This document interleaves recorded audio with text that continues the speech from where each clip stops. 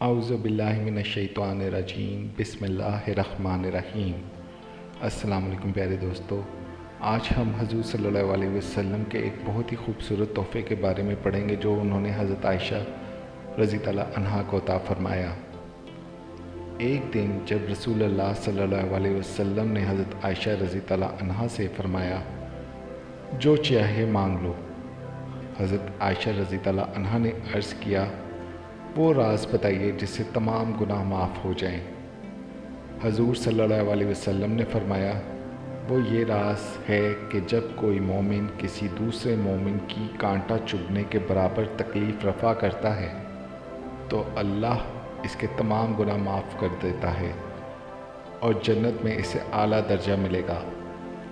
جب صحابہ کرام کو یہ معلوم ہوا تو وہ بے حد خوش ہوئے، لیکن حضرت ابو بکر صدیق رضی اللہ عنہ نے رونا شروع کر دیا۔ صحابہ رضی اللہ عنہ کو تعجب ہوا، انہوں نے پوچھا، آپ کیوں روتے ہیں؟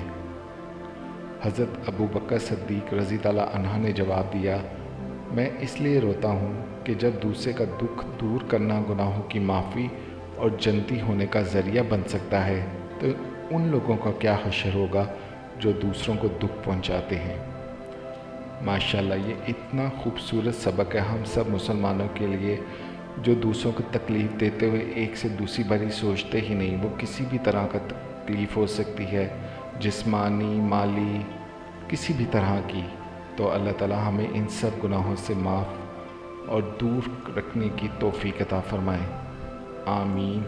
اور ہمیں اپنے گناہوں کو دھونے کی اپنے نیک عملوں سے توفیق عطا فرمائے، آمین یا رب العالمین۔